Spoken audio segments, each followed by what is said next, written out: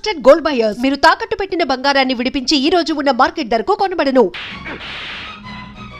ఈ నాగరాజు మీద చేయెత్తిన వాడెవడో ఇంతవరకు బ్రతికి బయటపడలేదురా. ఒరే నాగరాజు, మంది మార్బలం బలం బలగం ఉన్నాయి కదా అని ఈ రోజున నువ్వు నన్ను ఏమన్నా చేయొచ్చురా. కానీ ప్రతి పేద రైతు ఒక ప్రచండ శక్తి. ఆ శక్తులన్నీ కలిసి ఒక మహాశక్తి అయి ఏదో ఒక రోజు నిన్ను అంతం చేస్తాయిరా. అయ్యా, వీడు చాలా తెగించేశాడండి. బ్రతుకుంటే లాభం లేదు. రేయ్ భూషయ్య, ఇవాళే నీ చీటీ చించేసి నిన్ను నరకానికి పంపించేస్తాను రా. నీ చావు ఎలాంటిదో తెలుసా? నువ్వు కాస్త కాస్త చస్తూ చావు తప్పదని ఏడుస్తూ మా కళ్ళ ముందే నువ్వు నమ్ముకున్న భూములకు వెళ్ళిపోతావురా. నీ భార్యా పిల్లలకి నిన్ను చూసి ఏడవటానికి నీ శవం కూడా దొరకదురా. చూసమరండి. తినమ్మా. పార్వతమ్మా, మీ అన్ని నాగరాజు మనుషులు చావు బాధ ఏడ్చుకెళ్తున్నారమ్మా. ఏంటి నువ్వు అనేది? అవునమ్మా, మామిడి తోట వైపు ఏడ్చుకెళ్తున్నారు. ఏం చేస్తారో ఏమో.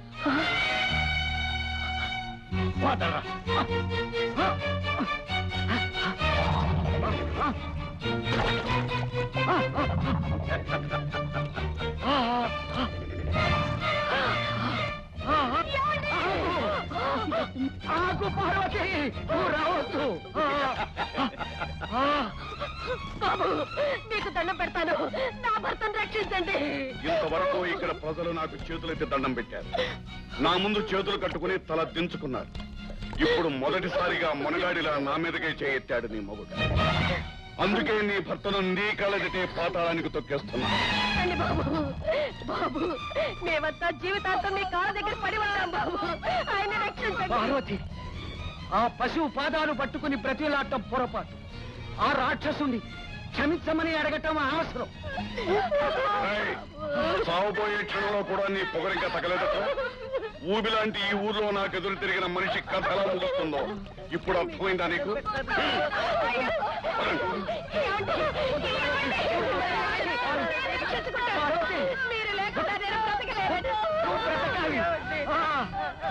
కష్టాల్ని నష్టాల్ని భరించి తల్లివి తండ్రివి నువ్వే మన బిడ్డల్ని పెంచాలి.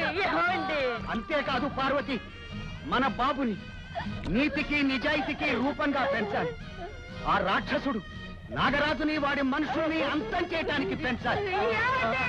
అవును పార్వతి, పెరిగిన బాబు కారణంగా వాళ్ళు నీ పాదాల మీద పడాలి. ప్రాణభిక్ష పెట్టమని నిన్ను వేడుకోవాలి. ఆనాడే నా ఆత్మకు శాంతి, ఆత్మకు శాంతి.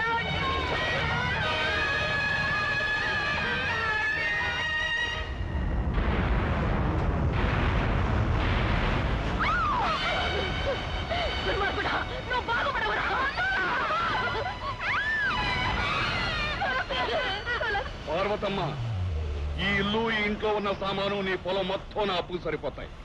ఇక నువ్వు నీ బిడ్డలు కట్టుబట్టలతో ఈ ఊరు వదిలిపెట్టి వెళ్ళిపోవాలి. అలా వెళ్ళకపోయారు మీ అందరి చీటీలు చించేసి నరకానికి పంపించేస్తాను. పోతాను, కానీ వెళ్లే ముందు నీకు ఒక మాట చెప్తాను, గుర్తుంచుకో. ఈ రోజు దిక్కు మొక్కు లేకుండా వెళ్ళిపోతున్న నేను ఏదో ఒక రోజున తప్పకుండా తిరిగి వస్తాను. నిన్ను కొట్టే శక్తివంతుడుగా, న్యాయం నిలిపే నీతివంతుడుగా నా కొడుకును తయారు చేసి తీసుకొస్తాను. వాడి ద్వారా ఆఖరి క్షణంలో నా భర్త కోరిన కోరికలు నెరవేరుస్తాను. అంతేకాదు నాగరాజు, ఈ రోజు ఏ మనుషులైతే నిన్ను చూసి భయపడుతున్నారో ఆ మనుషులంతా కలిసి నా బిడ్డ ముందు నడవగా నీ మీదకి వస్తారు. నిన్ను నీ మనుషుల్ని నాశనం చేస్తారు. ఒరేయ్, మండే గుండెతో ఆనశక్తి లాంటి ఒక ఆడది చేసే ప్రతిజ్ఞ, ప్రతిజ్ఞ.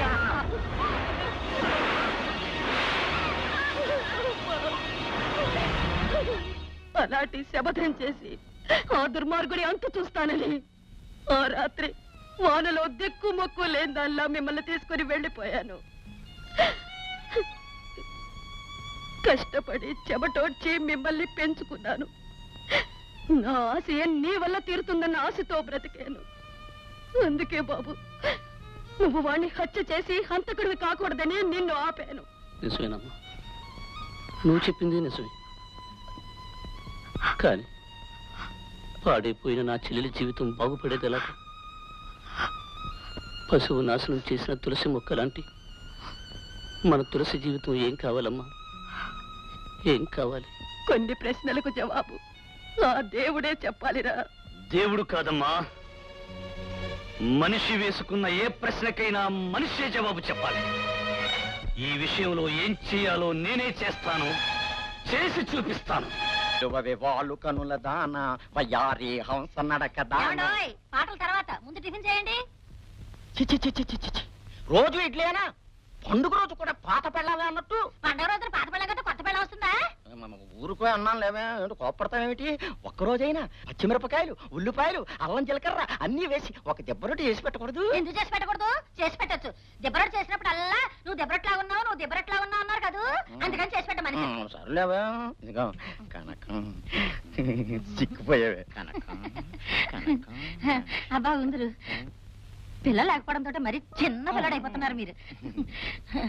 వస్తే లక్ష్మి, అదేనండి కొత్తగా పని పిల్ల పెట్టాను. పాత పని మనిషి తోటి పళ్ళకి చచ్చాను అనుకోండి, అందుకని దీన్ని పెట్టాను. నవనవలు ఆడుతూ ఉంటుంది. ఇదిగో ఈ టిఫిన్ తినేసేయండి, అది వచ్చి ప్లేట్ తీసేస్తుంది. అవతల నాకు బోల్డ్ అని పనులు పని చూసుకో, నన్ను త్వరగా పంపించి ఈ లోపలికి ఇడ్లీ తినేస్తాను. అయ్యగారు టిఫిన్ తినేసారా? ప్లేట్ తీసేస్తారా? నువ్వు మంగతారు పేరు పరుచుకున్నావేటే. అబ్బా ఎంత అందంగా ఉన్నావే, అచ్చం అనకాపిల్లి పిల్లపచ్చలా ఉన్నావు. అమ్మగారు చూస్తే గొడవ అయిపోతుంది బాబు గారు. చూడకపోతే పర్వాలేదు అనమాట. మంచి రోజున సమయం చూసి చెప్తాను, అప్పుడు మనం ఇద్దరును. గొడవ అవుతుందేమోనని నాకు భయంగా ఉంది బాబు గారు. అమ్మగారు ఒరే మల్లిగా, గొప్ప ఛాన్స్ కొట్టేసేవరా. మంచి రోజున ముహూర్తం పెట్టేస్తా.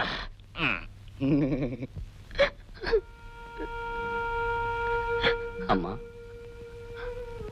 నేను నాగరాజు ఇంటికి వెళ్ళాలనుకుంటున్నాను. ఎందుకురా? తులసిని వాళ్ళ ఇంటికి కూడలిగా చేసుకోమని అడగటానికి. బాబు అవునమ్మా, శీలం పోయిందన్న పేరుతో ఊరందరిలోనూ చావలేక బ్రతకూడదు నా చెల్లెలు. పాడైపోయిందంటూ 10 మంది నా చెల్లెల్ని వేలెత్తి వెక్కిరించకూడదు. అందుకే నా పగని పంతాన్ని చంపుకుని ఆ గిరిని నా చెల్లెలి మెళ్ళలో తాళి కట్టమని అర్థిస్తాను. బాబు అవునమ్మా, నా చెల్లెలి బతుకు బాగుపడటం కంటే నాకు కావలసిందే ఉందమ్మా. బాబు, ఒక ఆడదానిగా నా ప్రతిజ్ఞ నెరవేరాలని నా రక్తంలోని అణువణువు కోరుకుంటోంది.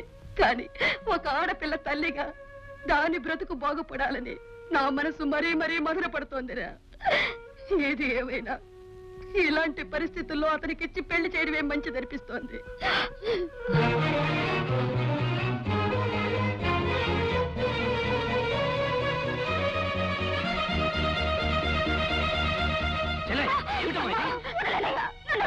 నేను బ్రతికుండడం వల్ల అందరికీ బాధే తప్ప ఎవరికి సుఖం లేదు. ఏమిటే ఈ పిచ్చి పని? జరిగిన ఘోరానికే గుండెలు మండిపోతుంటే నువ్వు ఆత్మహత్య చేసుకుని నాకు మరింత కడుపు కోత కోస్తావా తల్లి? చెల్లెమ్మా, నీ జీవితానికి న్యాయం చేయడానికి నేను బ్రతుకున్నానని తెలుసు కూడా నువ్వు ఇంత దారుణాన్ని తలపడతావమ్మా. శీలం చెడిన నేను ప్రాణంతో బ్రతికుండడం వల్ల అమ్మ ప్రతిజ్ఞ నెరవేరదు, నాన్నగారి ఆత్మ శాంతించదు, నా జీవితానికి ఒక మార్గము కనిపించదు. అలాంటప్పుడు నేను బ్రతికి మీ అందరినీ ఏడిపించే కంటే చచ్చి మేలు చేయడమే మంచిదన్నయ్య. నువ్వు చనిపోవడం వల్ల మాకు శాశ్వతమైన బాధే తప్ప మన సమస్య పరిష్కారం అవుతుందనుకోవడం నీ పిచ్చితనమమ్మా. అవును తులసి, నిన్ను ఈ స్థితికి ఎవడు తీసుకొచ్చాడు? వాడితోనే నీ పెళ్లి జరిపిస్తానమ్మా. వాళ్ళ కాళ్ళు పట్టుకునేనా సరే నిన్న ఇంటి కోడలుగా చేస్తాను. వద్దన్నయ్య, నా పెళ్లి జరగదన్న బాధతో నేను చావడం లేదు. నేను బ్రతకడం వల్ల మన ఆశయం నెరవేరదనే నేను ఈ లోకాన్ని నుంచి వెళ్ళిపోవాలనుకుంటున్నాను.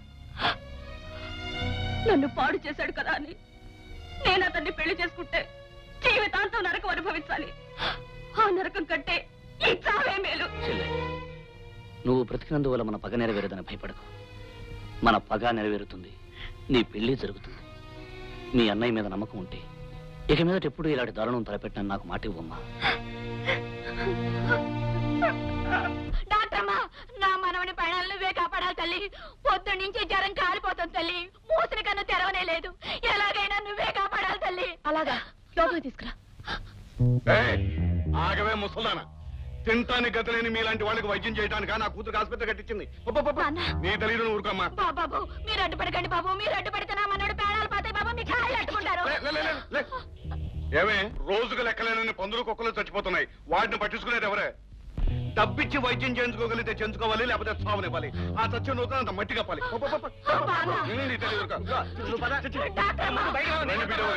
పట్టణం నుంచి మమ్మల్ని చూడడానికి వచ్చిన మీకు తలకాయ నొప్పిగా ఉంటే మేము భరించగలమా?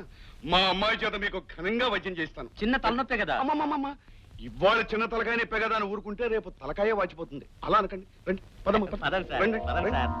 ఇంట్లో పని అంతా అయిందా? అంతా అయిపోయింది అమ్మగారు, ఇంక నేను వెళ్ళొస్తా. పొద్దుపోయింది, జాగ్రత్తగా వెళ్ళవే. అట్టాగే అమ్మగారు. బాబు గారు, మంచి మాట చెబుతాను రా. బాగా పొద్దుపోయింది, ఇంటికి వెళ్ళాలంటే భయంగా ఉంది అని చేత మేడ మీద ఈ రోజు ఇక్కడే పడుకుంటానని అమ్మగారితో చెప్పి నువ్వు మేడ మీదకి వెళ్ళి పడుకో, నేను నెమ్మదిగా పాక్కుంటా వస్తాను. సరేనా? అమ్మగారికి అనుమానం రాకుండా నేను బయటికి వెళ్ళి అడుగు మీద కూర్చుంటాను. నువ్వు నా కోసం ఇద్దరు చూస్తూ ఉంటావుగా నా చిలక్క.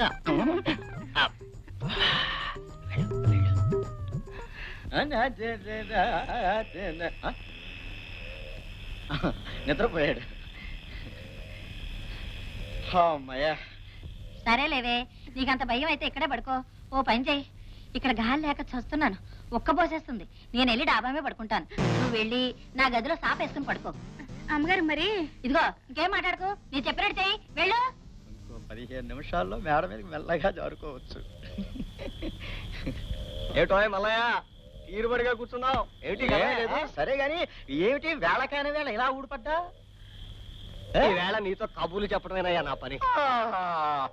నిద్ర వస్తుంది, వెళ్ళి పడుకుంటానే. చిన్నపిల్లలాగా నీ నిద్ర నేను పొగడతాగా. ఇదిగో నిన్న రాత్రి ఓ తమాషా జరిగింది. ఏముంటది? నీకు పీడకలు వచ్చి ఉంటది, నన్ను పీడించడానికి వచ్చావు, నా ఆనందం అంతా గంగపాలు చేసావు. అక్కడే పొరపాటు పడ్డావు. ఎన్నడూ రాంది నిన్న నాకు మంచి కల వచ్చిందా? నేను డాబా మీద వెళ్ళి పడుకుంటాను, నువ్వు తలుపు గడేసి పడుకో. అట్టగేం గారు, మర్చిపోకు. అప్పుడు నేను శ్రీకృష్ణులాగా నా చుట్టూ గోపికలందరూ చేరి నృత్యం చేస్తున్నట్టుగా దండం పెడతాను. రే, నీకు దండం పెడతాను. ఇప్పుడు ఆపమానకరా, కళ సగంలో ఉంది. పూర్తవడానికి ఎంత టైం అవుతుంది? తెల్లారుతుందా? అయితే ఒక్క నిమిషం టైం నాయన. ఇదిగో తొందరగా రా, లేకపోతే నాకు నిద్ర రా. నీతో కొంత పని ఉంది. మెలికొచ్చిందా? మేడ మీద పని పిల్ల నా కోసం ఎదురు చూస్తూ ఉంది. ఎందుకంటే ఎందుకైతే నీకెందుకు రా, నాకు ఇప్పుడు రావడానికి వెళ్ళలేదని చెప్పేసి కాంపిటీషన్ నన్ను పట్టుకుంటే అండి మొఖానికి అది కూడా ఎలా నేను చెప్పినట్టు వెళ్ళు వెళ్ళు. కానీ తెల్లవారులు కానీ నీ ఇష్టం కాదు కానీ. లక్ష్మి లక్ష్మి లక్ష్మి. తీయన్ని ఊహలు హాయిని గొలిపే వసంతగానమే హాయి, వసంతగానమే హాయ్ హాయ్ హాయ్, వసంతగానమే హాయ్ హాయ్ హాయ్. హాయ్ సరే గాని ఏమిటో పొద్దుటే మా ఆయన హుషారుగా ఉన్నావు, ఏమిటి విశేషం? ఏమి తెలియనట్టు అడుగుతారే, రాత్రి అంతా అల్లరి చేసి. అల్లరా? ఏమిటి నువ్వు అనేది? అర్ధరాత్రి డాబా మీదకి వచ్చి మీరు నన్ను నిద్ర లేపి చేశారుగా చిలిపి పనులు. రాత్రి డాబా మీద నిన్నెవరు పడుకోమన్నారే?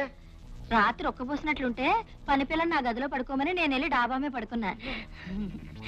రాత్రి మీరు వచ్చి జాతర ఊరుకో, నేను రావడం ఏమిటి, జాతర చేయడం ఏమిటి? రాత్రి తెలవాలి ఆ కారణంతో కాపురం చేస్తాను, నా పంప మురిగిపోయింది. దేవుడా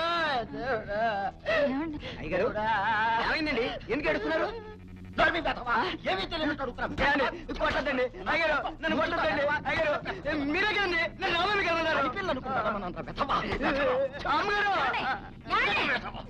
తప్పు చేస్తుంది మీరు, వాడండి కొడతారు. తప్పు చేసింది వాడు. రాత్రి డాబా మీదకి వచ్చి నిన్ను వాడు నిన్ను అయ్యబాబా నోడుతాడు చెప్పలేదు. ఈ విషయం మీకు తెలియపరచడానికి ఇలా అబద్ధం చెప్పాను. పెళ్ళాం కళ్ళు కప్పి తప్పుడు పనులు చేసే మీలాంటి మగాళ్ళకి పెళ్ళామే తప్పుడు పనులు చేసిందంటే ఎంత బాధపడతారో తెలియచేయడానికి ఇలా చెప్పాను. నిజానికి వీడు పనిపిల్ల నేను కలిసాడిన నాటకమే ఇది. ఇప్పటికైనా మీకు బుద్ధి వచ్చిందా? అవునా? నాటకమా? ఇదంతా నాటకమా? నిజమా? నిజమేనండి. ఎప్పుడు చేయలే.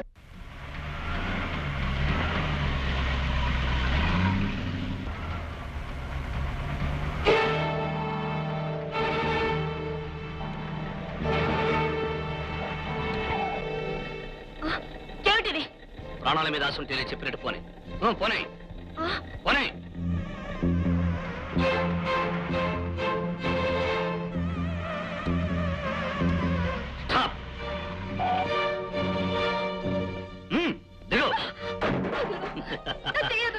ప్రాణానికి ప్రాణం తీయడం, దెబ్బకు దెబ్బ తీయడం నా లక్ష్యం. నా చెల్లెల్ని అన్యాయంగా నాశనం చేశాడు ఈ అన్న. వాడి చెల్లెలైన నీకు కూడా అధిగత పెట్టిస్తాను.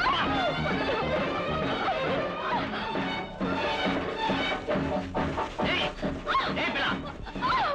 ఏయ్. ఏయ్, ఏయ్, see, come on.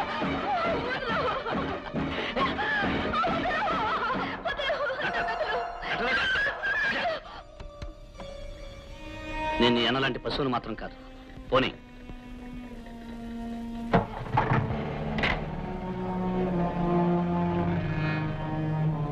అప్ చేయి.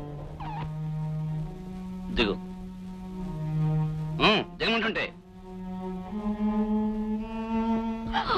ఊరుకో బాబు, ఊరుకో బావా, బాబు. నా మనవడికి జ్వరం తగ్గలేదు బాబు. పొద్దున్న నుంచి ఒకటే ఏడుపు. కంగారు పడుకోవా. డాక్టర్ గారిని తీసుకొచ్చాను.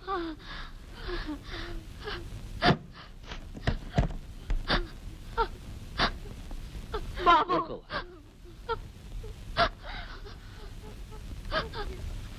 మరేం పర్వాలేదు. ఇదేం ప్రమాదకరమైన జ్వరం కాదు, సంధి జ్వరం. ఒక ఇంజెక్షన్ ఇస్తాను, తగ్గిపోతుంది.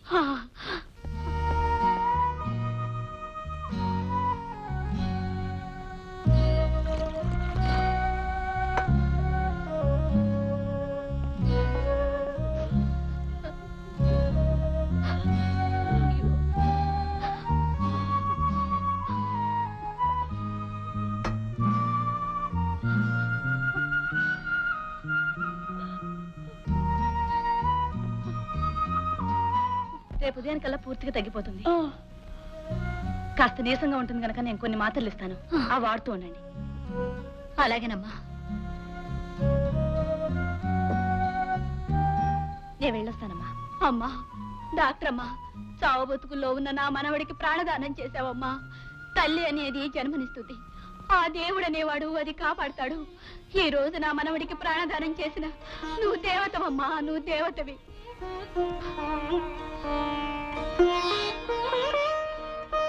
డాక్టర్ రోజా, విన్నారుగా ఎంతమంది మనసారా నిన్ను దేవతని పొగుడుతున్నారు.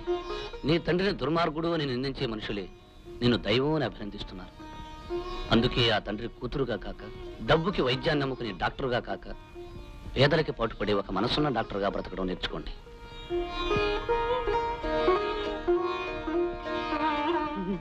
ఎరా, ఇంతకాలం నా సొమ్ము తిని ఒళ్ళు పెంచుకుని వాడు నా కూతురు ఎత్తుకుపోతుంటే ఏమీ చేయని దద్దమలా తిరిగొస్తారా? పుణ్యాతకి వాడిని కుక్కని కాల్చినట్టు కాల్చి నా కూతురుని నేనే రక్షించుకుంటాను.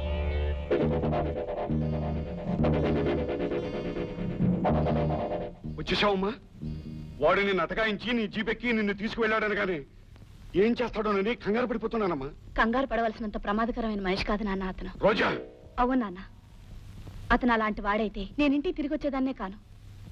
నన్ను ఓ పేదవాళ్ళ ఇంటికి తీసుకెళ్లి చావు బ్రతుకుల్లో ఉన్న ఒక పసిబిడ్డ ప్రాణాలు కాపాడేటట్టు చేశాడు. రోజా, పైగా అతను ఏమన్నాడో తెలుసా నాన్న?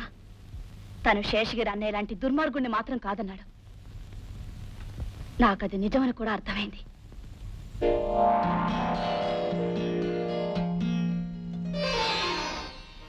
డాక్టర్ రోజా, అనుక్షణం కష్టపడుతూ కడుపు నిండా తిండి లేక అనారోగ్యంతో బాధపడే పేద ప్రజానీకానికి సేవ చేయడానికి వచ్చిన దేవత వీరు. ఆ తండ్రికి కూతురుగా కాక, డబ్బుకి వైద్యాన్ని నమ్ముకునే డాక్టరుగా కాక, పేదలకి పాటుపడే ఒక మనస్సున్న డాక్టర్గా బ్రతకడం నేర్చుకోండి.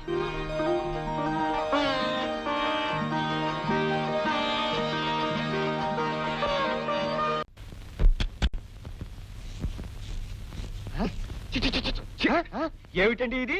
ఏదో ముష్టివాళ్ళ మహాసభ జరుగుతున్నట్టు పైసాధికారులు వెళ్ళి వాళ్ళందరూ ఇక్కడ చేరారు. కొంపదీసి అమ్మాయి గారు డబ్బు తీసుకోకుండా వైద్యం చేస్తున్నారా ఏమిటి? పసిపిల్లదైనా తెలియజేస్తుందేమో కానీ నేను వెళ్ళి మందలిస్తాను. ముందు వీళ్ళందరినీ బయట తరిమి. మీకేమీ ఇచ్చుకోలేని పెద్దన్నమ్మా. నేను వైద్యం చేసేది మీ ఆరోగ్యం కోసం, కానీ మీరు నాకేదో ఇచ్చుకోవాలని కాదు. వెళ్ళొస్తానమ్మా. మంచిది. నోరు ముయ్యవే ముసల్దా. ఉచితంగా వైద్యం చేసుకుని నోటితో 2 ముక్కలు చెప్పి వెళ్ళిపోదాం అనుకున్నావా? పోతలకి ఏమిటి నాన్న ఈ దారుణం? అది కాదమ్మా, నువ్వు చిన్నపిల్లవే, నీకేమీ తెలీదు. ఇలా డబ్బు లేని వాళ్ళకి వైద్యం చేస్తూ పోతే మనకు రాబడే ఉంటుంది. రాబడి ఆలోచించడానికి, లాభం ఏమిటని చూసుకోవడానికి ఇదేం వ్యాపారం కాదు, వైద్యం. రోజా, ఖచ్చితంగా చెప్తున్నాను, ఈ ఆసుపత్రిలో ముష్టి వాళ్ళందరికీ వైద్యం చేయడానికి వీల్లేదు. డబ్బున్న వాళ్ళకి, డబ్బిచ్చే వాళ్ళకి మాత్రమే వైద్యం చేయాలి. అదే నా నిర్ణయం. ఆలోచించు.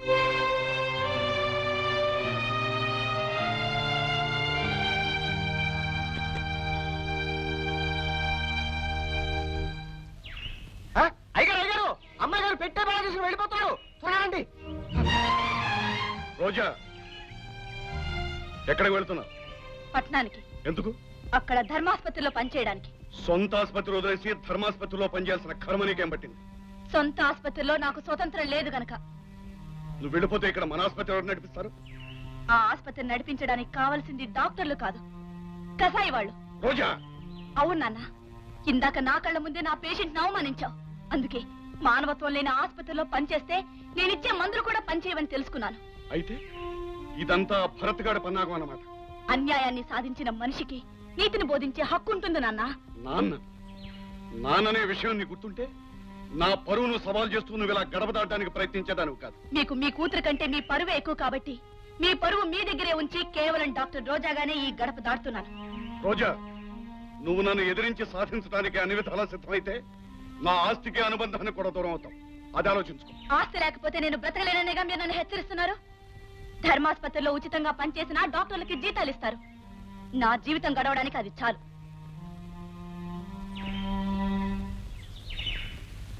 అయ్యగారు, అమ్మాయి గారు కొంతకాలం పాటు మన నుంచి దూరంగా ఉండడమే మంచిది. ఎందుకంటే తమరిని మాత్రం ఎదిరించే శక్తి ఆ భరత్ గాడి వల్లే వచ్చింది. ఆమె ఇక్కడే ఉంటే ఖచ్చితంగా వాడి మాటలు విని మరింత మారిపోతుంది. అందుకని ప్రస్తుతానికి వెళ్ళటమే మంచిది. భరత్, భరత్! ఏమిట్రా త్యాగు, ఏమైంది? డాక్టర్ అమ్మ వాళ్ళ నాన్నతో గొడవపడి పట్టణం వెళ్ళిపోతుందంట. అలాగా? హే రాముడు భీముడు, పద. హే! హే! హే! రాముడు భీముడు, త్వరగా! డాక్టర్ రోజా, వెళ్ళిపోతున్నారా? అవును. నేను ఈ ఊళ్ళో ఎందుకు ఉండాలి, ఎవరి కోసం ఉండాలి? మీరిచ్చే మందు కోసం, మీరు చేసే వైద్యం కోసం, గుండెల్లో ఆశల్ని, కళ్ళల్లో ప్రాణాల్ని నిలుపుకుని మీ దగ్గరకు వచ్చే పేదవాళ్ళ కోసం ఉండాలి. అవును రోజా, మీ చదువు, మీ శక్తి ఈ ఊరి పేద ప్రజలకు ఉపయోగపడాలి. మీకు ఇక్కడ ఏ లోటు రాకుండా చూసుకునే బాధ్యత నాది. నాతో రండి ప్లీజ్.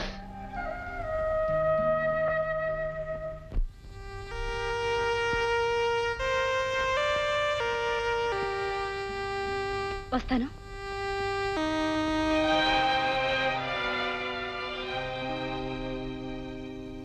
రోజా, ఏమిటి నువ్వు చేస్తున్న పని? డాక్టర్గా నేను చేయాల్సిన పని. సరే, ఇంటికి వెళదాం పద. ఆ ఇంట్లో నేను అడుగు పెట్టను. పోనీ హాస్పిటల్కి వచ్చి వైద్యం చేయి. అది డబ్బున్న వాళ్ళ ఆసుపత్రి. అక్కడ డబ్బు కోసం వైద్యం చేయడం కంటే పేదవాళ్ళకి వైద్యం చేయడంలో ఎంతో ఆనందం ఉంది. వైద్యంతో పాటు మాట కూడా నేర్చావన్నమాట. నిన్ను బలవంతాన్ని ఇచ్చుకెళ్తాను. ఏం చేస్తావో చూస్తాను. ఆగు నాన్న, నేనిప్పుడు మేజర్ని. నా ఇష్టాలు నావి. నన్ను ఆజ్ఞాపించే హక్కు, అధికారం మీకు లేదు. పదనావుడు. అయ్యా, ఓ చిన్న సలహా. మీ ముగ్గురు గోకి గోకి నా చేతులు పుళ్ళైపోయాయి కానీ మీరిచ్చిన సలహా ఒక్కటైనా నెరవేరిందా? మళ్ళీ ఈసారి గోకారో మీ ముగ్గురికి గుళ్ళకి ఇచ్చేస్తాను. జాగ్రత్త.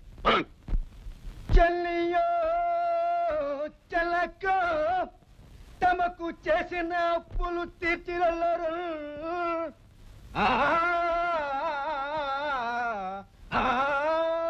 వీళ్ళెవరూ నాకు నమస్కారం పెట్టట్లేదు. ఇది మన ఊరేనా లేక పొరపాటున వేరే ఊరేదైనా వచ్చామా? ఊరు మనదే బాబు, కానీ బంగారు కాసు లాంటి తమ పలుకుబడి ₹100 ఇంకా చప్పపడిపోయింది బాబు. ధాన్య బస్తాలేవిరా, అయ్యగారు తమ అప్పు కింద తీసుకెళ్ళడానికి వచ్చారు. ఇక్కడెందుకుంటాయి? పట్నంలో సహకార సంఘ దుకాణాల్లో ఉంటాయి. ఎరా, కొత్త మాటలు వినిపిస్తున్నాయి.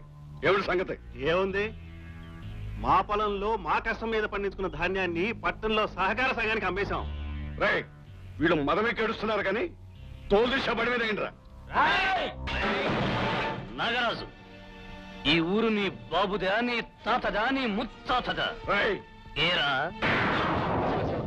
తమని ఎంత మాట అన్నాడండి? నన్ను ఎలా అంటావు? నాగరాజు, గౌరవం అనేది ఇచ్చి పుచ్చుకోవాలనుంటే ముందు నువ్విచ్చి తీరాలి. పేదోడైనా పెద్దోడైనా ఎదుటివాడు కూడా మనిషినని గుర్తించాలి. డబ్బు ఆస్తి ఉంది కదా అని బలంతో జులుం చలాయిస్తే పిల్లి కూడా పెద్ద పులే తిరగబడుతుంది. నీ దగ్గర అప్పు తీసుకున్నందుకు వీళ్ళు పండించిన పంటనంతా నీకిచ్చి నష్టపోవాలా? వీళ్ళ కష్టార్జితం గంగపాలు కావాలా? ఈ అన్యాయాన్ని, అక్రమాన్ని తరతరాలుగా చేస్తూ పేదల్ని దోస్తూ పైగా ఆనవాయితీ అంటూ వీళ్ళందరినీ నీ చెప్పుల కింద నలిగేటట్లు చేస్తావా? నాగరాజు, నేను వీళ్లలో ఆలోచన లేపి వీళ్లలో అణిగి ఉన్న ధైర్యానికి ఊపిరి పోశాను. వీళ్ల పంటను పట్నంలో ఎక్కువ ధరకు అమ్ముకునేటట్లు చేశాను. మరి నా అప్పు సంగతి ఏమిటి? వీళ్లు పట్నంలో అమ్ముకున్న సొమ్ములోంచి న్యాయమైన వడ్డీతోనే ముఖాన కొడతారు. అంతేకాదు, మిగిలిన సొమ్ముతో కడుపు నిండా తింటారు. ఇక మీదట పట్నంలో బ్యాంకుల్లో సరసమైన వడ్డీలకు అప్పు తెచ్చుకుంటారు. నా ఊరొచ్చి నాకెదురొచ్చి నీ మాటతో రైతులందరినీ నీ వాళ్ళుగా చేసుకుని నాకెదురు దెబ్బతీయాలని చూస్తావు కదా? చెప్తానే పని. ఆ నాగరాజు అరుపులకు మీరేమీ భయపడనక్కర్లేదు. చూడరామయ్య, నేను చెప్పేది ఒకటి గుర్తుంచుకోండి. ఈ ఊర్లో దొంగచాటుగా తినమరిగిన కుక్కలు కొన్నున్నాయి. అవి మురుగుతూ మీదుకొస్తాయి. భయపడి పరిగెత్తారా, వెంటబడి కరుస్తాయి. ఆగి ఎదురు తిరిగారా, భయంతో తోకలు ముడుస్తాయి. కారణం, ఇవి ఊర కుక్కలు గనుక.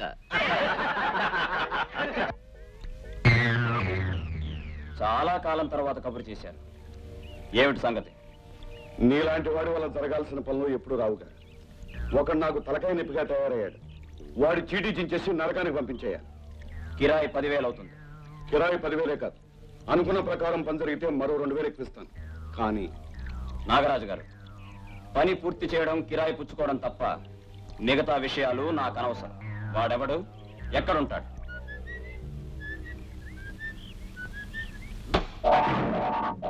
ఎవరు? నీ పాలిటి మృత్యువు. నీ చీటీ చింపేసి నరకానికి పంపించడానికి వచ్చాను. ఓ, చాలా మందిని చూశాను. కర్ర దించు. ఇంతవరకు ఈ కర్ర దాటిపోయిన వాడు ఎవ్వడూ లేడు.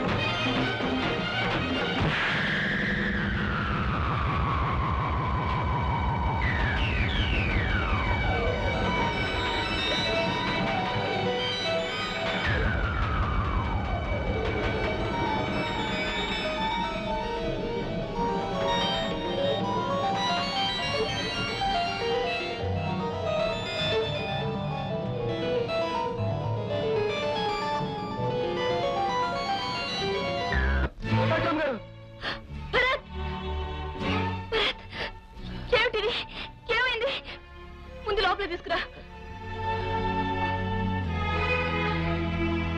మెల్లగా. బాబు బాబు భరత్, ఏమిటి ఘోరం? నీ మంచితనాన్ని సహించలేరా దుర్మానుకుంటాడు. భరత్ బాబు గారికి ఏం పర్వాలేదమ్మా. సమయానికి డాక్టర్ గారు మందిచ్చి ప్రాణాలు కాపాడారు. అమ్మా రోజా, నా కొడుకు ప్రాణాలు నిలిపావు. నీకేమిచ్చినా డాక్టర్గా నా ధర్మం నేను నిర్వర్తించాను. అంతకంటే నేను చేసింది ఏముందండి? వాడి ప్రాణాలు తీయాలనుకున్నాడు నీ తండ్రి. వాడిని నువ్వు బ్రతికించావు. మనసు లేని ఆ తండ్రికి మంచి మనసు గల నువ్వు పుట్టడం ఎంతో విచిత్రంగా ఉందమ్మా. చూడండి, 2-3 రోజుల పాటు ఆయన్ని ఎటూ కదలనివ్వకూడదు. అనుక్షణం దగ్గరుండి చూసుకుంటూ ఉండాలి. అయితే మన ఇంటికి తీసుకెళ్ళిన కన్నా ఇక్కడే ఉంచడం మంచిదనుకుంటానమ్మా. దానికే ఉందమ్మా. కళ్ళల్లో పెట్టుకుని చూసుకునే డాక్టర్ ఉన్నప్పుడు నాకు దిగులేమిటి?